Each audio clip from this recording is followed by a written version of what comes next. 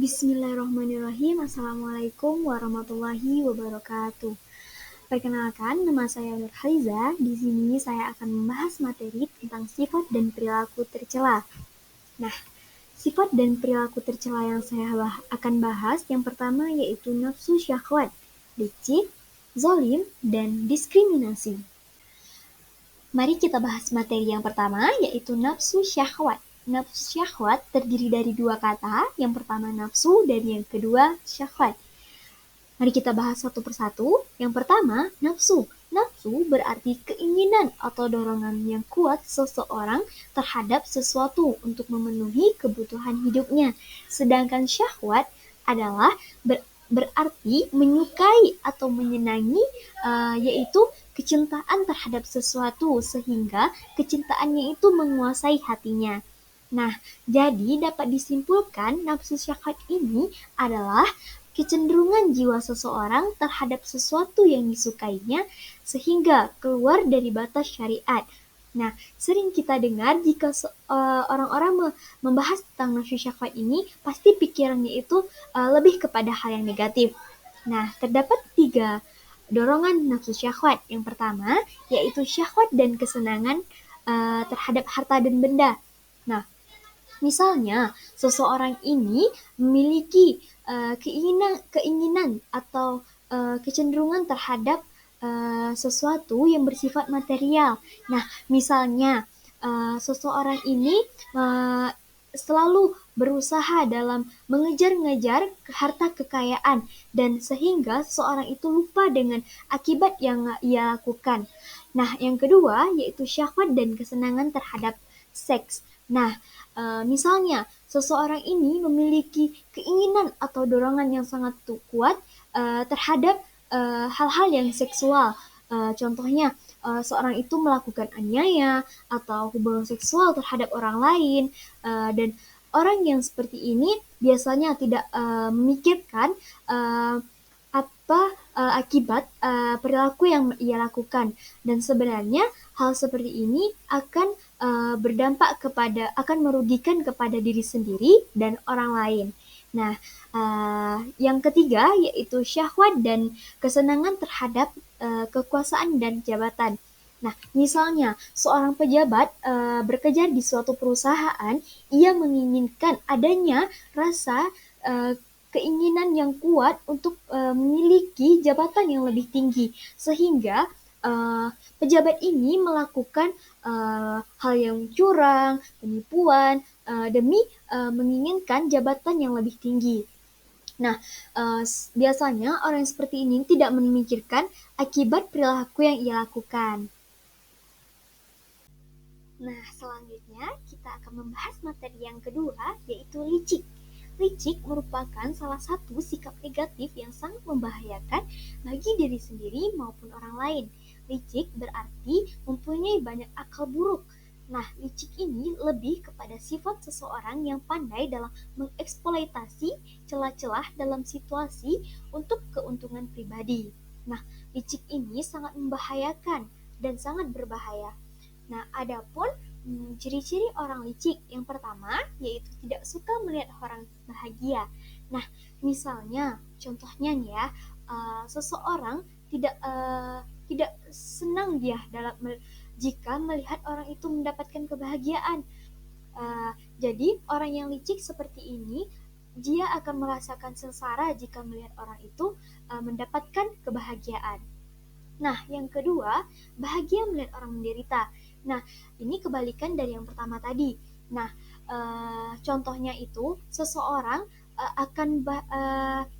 ini akan berbahagia ketika melihat saudaranya itu atau seseorang mendapatkan penderitaan. Nah, orang yang licik seperti ini tidak akan pernah senang jika orang yang licik yang seperti ini akan senang jika melihat orang lain itu mendapatkan penderitaan. Nah, yang ketiga yaitu berpikir untuk mencelakakan orang lain. Nah, orang yang licik akan berusaha untuk menghalangi seseorang dalam hal apapun. Dan yang keempat, ingin serba jalan pintas.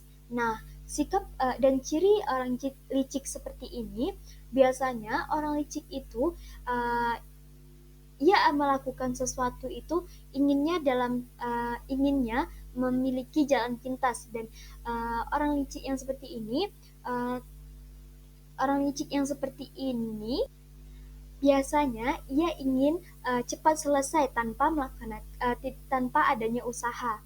Nah, yang terakhir yaitu pandai menipu. Nah, ciri yang terakhir pada orang licik itu adalah pandai menipu. Nah, masuk kepada materi yang ketiga, yaitu zalim.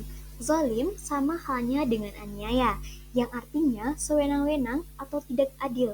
Nah, Nabi Muhammad SAW menyatakan haramnya berbuat zalim, dan zalim ini harus dijauhi.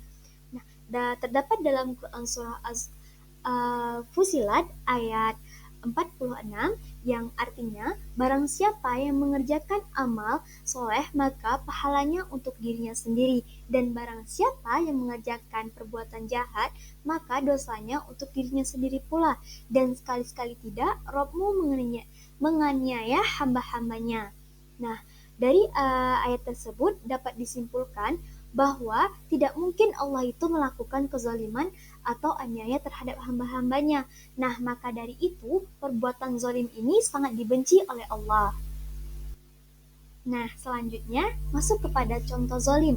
Nah, terdapat 3 contoh zalim. Yang pertama, zalim terhadap diri sendiri. Nah, zalim terhadap diri sendiri ini misalnya sering melakukan perbuatan dosa, berzina, minum minuman keras, malas belajar, meninggalkan sholat, dan sebagainya. Nah, yang kedua yaitu zalim terhadap orang lain.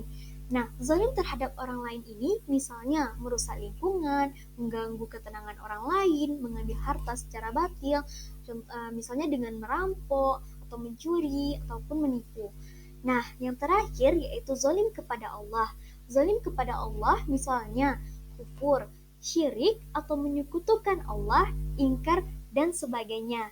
Nah, adapun hikmah untuk menghindari zalim ini. Yang pertama, yaitu terwujudnya persatuan dan persaudaraan. Yang kedua, terciptanya tatanan hidup yang baik di masyarakat. Nah, yang ketiga, akan mendatangkan akhlak yang baik. Nah, yang keempat, terciptanya kasih sayang antar sesama. Nah, yang kelima, akan mendapatkan pahala amal perbuatannya. Nah, yang keenam yaitu orang yang menghindari zalim akan masuk ke dalam surga. Nah, masuk kepada materi yang terakhir, yaitu diskriminasi. Diskriminasi berarti perbedaan perlakuan terhadap sesama berdasarkan warna kulit, golongan suku, ekonomi, status sosial, dan lain-lainnya. Nah, seseorang yang melakukan perbuatan diskriminasi ini berarti melakukan sikap diskriminatif. Nah, diskriminasi juga disebut dengan pengucilan. Nah, kita sering mendengar sikap diskriminasi yang diterapkan oleh beberapa negara yang umumnya mengarahkan pada politik rasis, yaitu perlakuan yang tidak manusiawi terhadap warga yang berbeda yang berbeda warna kulit. Nah, perlakuan semacam ini tentu telah banyak makan korban, bahkan mengarahkan pada perlakuan yang tidak manusiawi secara fisik. Selanjutnya, masuk kepada contohnya, yaitu masih banyak orang yang menganggap bahwa kemiskinan sebagai sebuah kehinaan dan keburukan berupa sebuah malapetaka. Nah, selain itu, masih ada orang yang melihat bahwa kedudukan atau pangkat yang lebih baik adalah setara yang paling mulia di masyarakat. Karena itu, tidak jarang ada orang yang gila dengan jabatan. Nah, masih ada yang memandang bahwa kelompoknya lah yang paling hebat dan sementara kelompok lain itu lebih rendah. Nah, selanjutnya masuk kepada bahayanya diskriminasi. Yang pertama, yaitu munculnya ketidakadilan di masyarakat. Yang kedua, mudahnya berlaku sombong. Yang ketiga, yaitu merasa lebih baik dari orang lain. Nah, yang terakhir yaitu diskriminatif akan membawa pelakunya masuk ke dalam neraka. Nah, mungkin sekian yang dapat saya sampaikan. Wassalamualaikum warahmatullahi wabarakatuh.